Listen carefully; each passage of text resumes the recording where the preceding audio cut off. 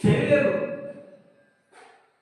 దేవునికి దూరముగా ఉండి మనం ఎన్నో ప్రయత్నాలు చేసినా ఆ ప్రయత్నాలలో మనం విఫలమైపోతాము.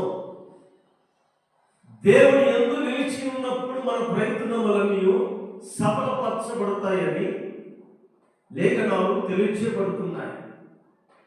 అని దేవుని వాక్యము మీరు ఫలించాలి. మీరు ఫలించటం వలన నా తండ్రి మహిమపరచబడతాడు. ఆమేన్. మీరు ఫలించటం వల్ల తండ్రికి మహిమ కలుగుతుంది. మీ ఫలము, మీ ఆత్మీయ ఫలము ఎందుకయ్యా అని అంటే దేవుని మహిమపరచుటకు. తండ్రిని మహిమపరచబడాలంటే నువ్వు ఫలించాలి. ఫలభరితమైన అనుభవం నీలో రావాలని దేవుడు కోరుకుంటున్నాడు. ఈ ప్రశాంతమైన వాతావరణంలో ఒక మంచి పాట విందాం.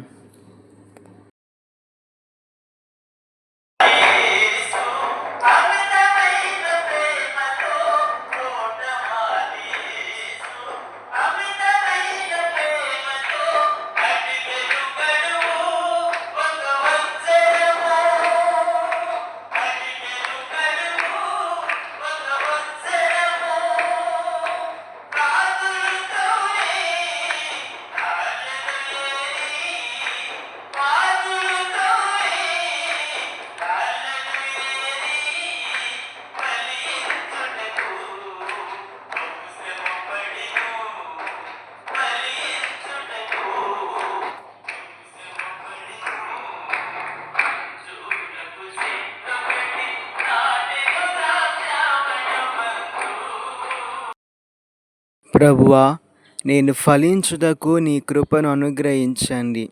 ఎండిపోయిన నా ఆత్మీయ జీవితాన్ని తిరిగి ఫలించుటకు నీ జీవాత్మ దయచేయండి.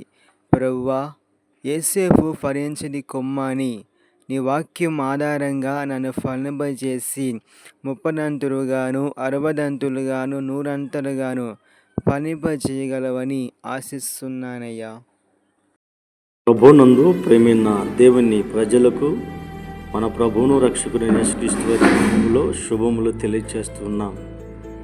దేవుని వాక్యం ఇలా చదివిస్తుంది.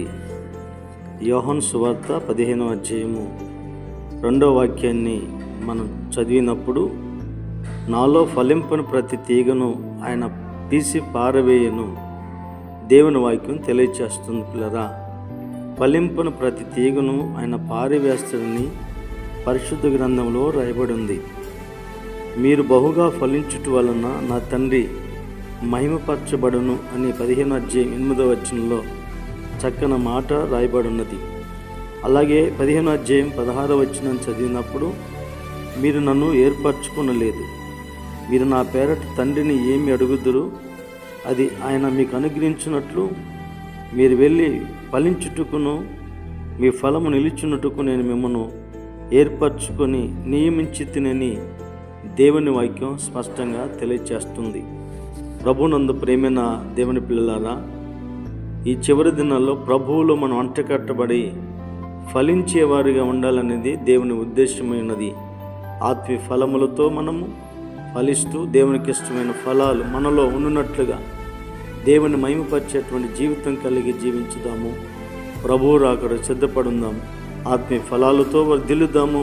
ఆ కృప దేవుని అందరికీ అనుగ్రహించునుగాక. Amen, amen, amen.